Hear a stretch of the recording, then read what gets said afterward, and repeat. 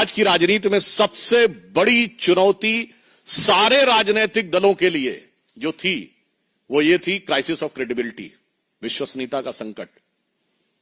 एक विचार आम जनता में बना है कि राजनीतिक लोग जो कहते हैं वो नहीं करते हैं। भारतीय जनता पार्टी और एनडीए ने प्रधानमंत्री श्री नरेंद्र मोदी जी के नेतृत्व में इस विचार को बदला। हमने राजनीति में प्रामाणिकता को स्थापित किया और आम आदमी पार्टी उसकी दूसरी एक्सट्रीम है, जो कहते हैं वो कभी नहीं करते हैं। तो मैं सिर्फ आज 10 पॉइंट बताना चाहता हूं जो आम आदमी पार्टी और केजरीवाल जी ने कहे थे और उसका यथार्थ क्या है। उन्होंने कहा था कि जो लटकते हुए तार हैं, अनसेफ इलेक्ट्रिक वायर्स, उनसे वो मुक्त कर देंगे। आज ये सवाल इसलिए है कि 10 साल उनको सरकार में हो गए, उससे पहले भी 2013 में भी उनकी सरकार रही थी। तो 10 साल से अधिक रहने के बाद दिल्ली में लटकते हुए बिजली के तारों की स्थिति यह है कि 26 वर्ष का एक नवयुवक 23 जुलाई 2024 को उन लटकते हुए बिजली के तारों की भेंट चढ़ गया। दूसरा, उन्होंने दावा किया था कि 24 आवर क्लीन ड्रिंकिंग वाटर देंगे।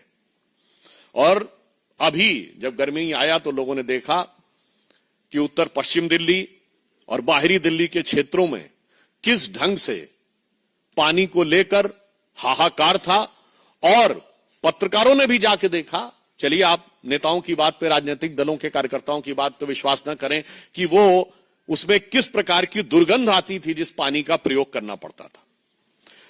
फिर इन्होंने कहा वर्ल्ड क्लास एजुकेशन सिस्टम देंगे, यह दावा किया। और इतना ही नहीं, याद करिए, इनके मुंह से निकल गया था दुनिया का सबसे बड़ा अखबार जो है न्यूयॉर्क टाइम्स में छपवाना कितना मुश्किल है। छपवाना शब्द था, कोई जाके उस बाइट को चेक कर सकता है। तो पहले तो पढ़े लिखे मुख्यमंत्री को यह नहीं पता था कि दुनिया का सबसे बड़ा अखबार न्यूयॉर्क टाइम्स नहीं है, दुनिया का सबसे बड़ा अखबार है जापान का यामिनो शिमरी। और अमेरिका का भी सबसे बड़ा न्यूयॉर्क टाइम्स नहीं है, अमेरिका का सबसे बड़ा है यूएसए टुडे। खैर, इस अत्यधिक पढ़े लिखे मुख्यमंत्री को ने कहा छपवाना कितना मुश्किल है। और हकीकत क्या थी कि high court has reprimanded that the flawed education system, और इसमें कई चीजों को लेकर कोर्ट ने अप्रसन्नता जाहिर की। यानी दावा ये और वास्तविकता ये। फिर इन्होंने कहा मेडिकल ट्रीटमेंट को बहुत इंप्रूव करेंगे, और वास्तविकता यह थी कि कोविड के दौरान क्या हाहाकार मचा, और उस हाहाकार के ऊपर ध्यान देने की बजाय प्रचार के ऊपर सारा ध्यान था। आप सबको याद हो कि मोहल्ला क्लिनिकों में जो भ्रष्टाचार की चीजें प्रकाश में आई, जिसमें एक प्रकरण ऐसा था कि एक दिन में 539 लोगों का निस्तारण हुआ, जबकि मोहल्ला क्लिनिक 9 बजे से लेके 1 बजे तक 4 घंटे में चलती है।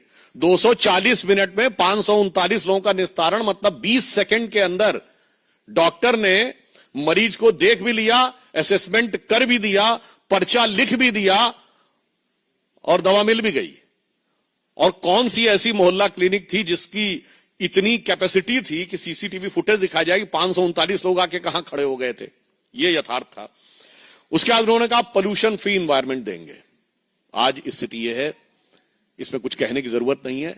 जिस तरह इस समय जाड़े का मौसम चल रहा है, हाँ, हम ये कह सकते हैं कि हम उनको शुभकामना भी देते हैं। केजरीवाल जी का स्वास्थ्य बेहतर हो गया है।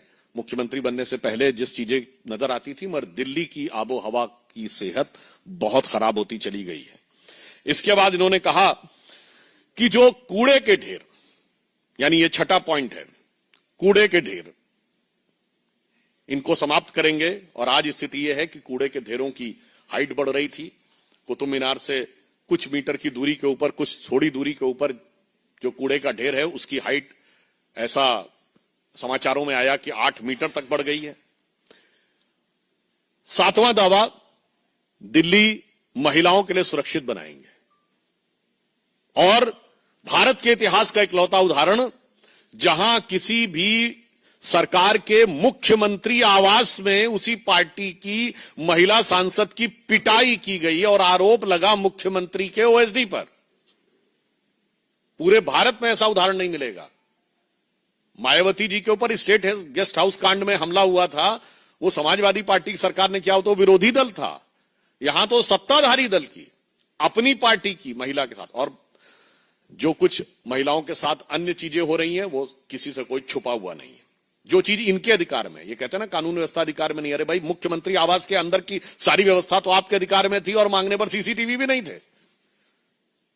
अब आप देखिए अगला इनका था कि कच्ची कॉलोनीज जो हैं उनको बेसिक इम्यूनिटी, जो मूलभूत सुविधाएं हैं उनसे युक्त कर देंगे। संगम विहार में जिस प्रकार की चीजें देखने को मिली उससे बहुत साफ है कि यह दावा बिल्कुल यथार्थ के धरातल पर चूर चूर होता नजर आ रहा है।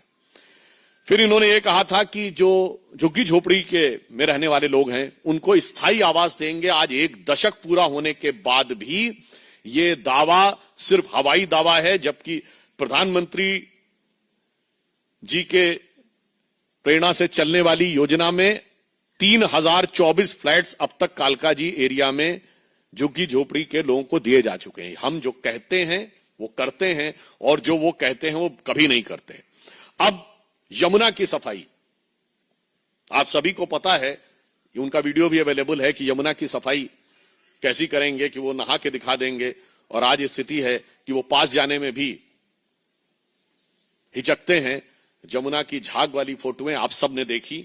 अतः ये 10 पॉइंट हैं जो हम लोगों ने कहे कि केजरीवाल जी के दावे, 1 बिजली के तार, दूसरा क्लीन ड्रिंकिंग वाटर, तीसरा वर्ल्ड क्लास एजुकेशन सिस्टम, चौथा स्वास्थ्य की बेहतर सुविधाएं, 5वां पर्यावरण प्रदूषण, 6ठा